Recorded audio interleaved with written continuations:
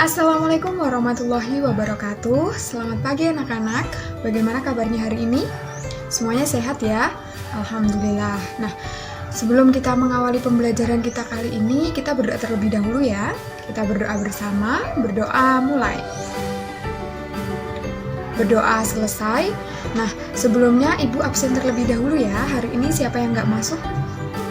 Oke, masuk semua ya. Alhamdulillah. Oke, untuk pembelajaran kita pada pagi hari ini, kita akan membahas materi mengenai Sunan Muria, Sunan Kudus, dan juga Sunan Gunung Jati. Nah, adapun tujuan pembelajaran yang akan kita capai hari ini ialah yang pertama, dengan mengamati dan berdiskusi, siswa mampu menjelaskan biografi Sunan Muria. Kemudian yang kedua, dengan berdiskusi, siswa mampu menjelaskan peran Sunan Muria dalam mengembangkan Islam di Indonesia. Kemudian yang ketiga, dengan mengamati dan berdiskusi, siswa mampu menjelaskan biografi Sunan Kudus. Kemudian yang keempat, dengan berdiskusi, siswa mampu menjelaskan peran Sunan Kudus dalam mengembangkan Islam di Indonesia. Kemudian yang kelima, dengan mengamati dan berdiskusi, siswa mampu menjelaskan biografi Sunan Gunung Jati. Kemudian yang keenam atau yang terakhir, dengan berdiskusi, siswa mampu menjelaskan peran Sunan Gunung Jati dalam mengembangkan Islam di Indonesia. Baiklah, kita langsung saja masuk ke materinya ya. Nah, sebelumnya silahkan dibuka buku Sejarah Kebudayaan Islam kelas 6 pada halaman 83. Nah, di situ silahkan dibaca materinya, kemudian di situ terdapat beberapa gambar, silahkan diamati gambar yang ada ya. Ibu beri waktu 10 menit untuk membaca dan juga mengamati. Setelah membaca dan mengamati buku tersebut, sekarang Ibu minta salah satu siswa untuk menyampaikan informasi apa yang didapat setelah membaca buku tersebut. Ayo, Rehan, silahkan sampaikan apa yang kamu peroleh dari membaca dan mengamati buku tersebut. Silahkan. Ya, benar sekali.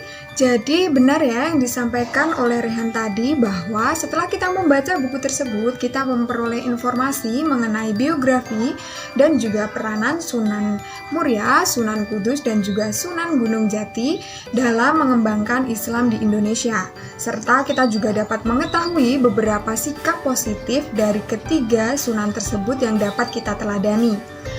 Baiklah, sekarang kita akan membahas satu persatu materi tersebut. Yang pertama, kita akan membahas tentang Sunan Muria. Nah, Sunan Muria atau yang bisa disebut juga Raden Umar Said itu merupakan putra dari Usman Haji atau Sunan Mandalika bin Ali Al-Murtadlo. Diperkirakan lahir pada tahun 1450-an Masehi. Nah, ayahnya itu merupakan saudara kandung dari Sunan Ampel, dari ayahnya Syekh Ibrahim Asmarada Kandi. Nah, ibunya itu bernama Dewi Sarifah, di mana silsilah Sunan Muria itu bersambung sampai Rasulullah SAW melalui jalur kakeknya yaitu Ibrahim Asmarakandi. Nah, dalam melakukan dakwah Islam di daerah Jawa, Sunan Muria itu memiliki peranan penting dalam mengembangkan agama Islam. Yang pertama, menjaga tradisi lama dan menginterpretasikan ke arah fungsi baru. Kemudian yang kedua, mengadakan perombakan setting budaya dan tradisi keagamaan dalam cerita wayang. Dalam usaha menyebarkan dan mengembangkan dakwah Islam di Indonesia, Sunan Ampel patut menjadi teladan dalam sikap positif yang ditunjukkan. Atau mohon maaf, Sunan Muria maksudnya. Nah, sikap positif yang dapat diteladani dari Sunan Muria yaitu yang pertama, sederhana dan bersahaja, kemudian moderat dan toleran, dan yang terakhir adalah dermawan. Untuk yang kedua, kita akan membahas mengenai Sunan Kudus. Sunan Kudus atau Ja'far Shadiq Asmakan ialah putra dari Usman Haji bin Ali Murtado, saudara kandung dari Sunan Ampel. Nah, ia merupakan cucu buyut Syekh Ibrahim As-Samarkandi dan silsilahnya bersambung sampai Rasulullah SAW melalui jalur Sayyidina Husain bin Fatimah binti Rasulullah SAW. Dalam melakukan dakwah Islam di daerah Jawa, Sunan Kudus itu memiliki peranan penting dalam mengembangkan agama Islam. Nah, peranan tersebut diantaranya yaitu yang pertama, mempelopori toleransi beragama, dan yang kedua, melakukan akulturasi budaya Islam dan budaya lokal. Dalam usaha menyebarkan dan mengembangkan dakwah Islam di Indonesia, Sunan Kudus itu patut menjadi teladan dalam sikap positifnya. Nah, sikap positif yang dapat diteladani yaitu yang pertama pemberani, kemudian kreatif, seniman, serta santun dan juga toleran. Kemudian yang ketiga yaitu Sunan Gunung Jati.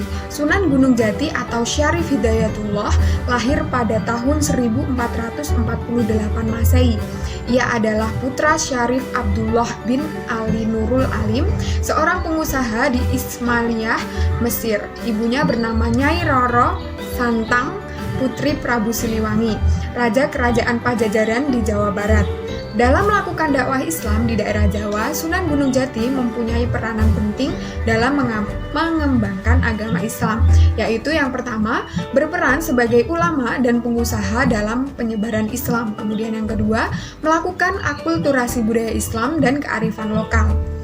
Dalam usaha menyebarkan dan mengembangkan dakwah Islam di Indonesia, Sunan Gunung Jati patut menjadi teladan dalam sikap positif yang dilakukan. Nah, sikap positif yang dapat kita teladani yaitu ialah pemimpin yang arif dan juga bijaksana, menghargai nilai-nilai kemanusiaan, serta sopan dan toleran.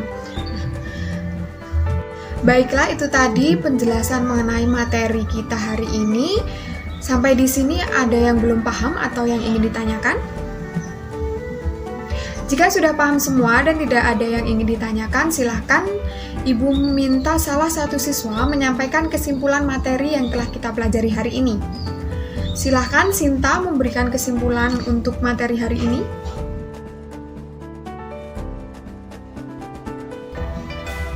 Baiklah, cukup sekian pembelajaran kita pada pertemuan kali ini. Semoga ilmu yang kita pelajari hari ini dapat bermanfaat. Sekian, wassalamualaikum warahmatullahi wabarakatuh.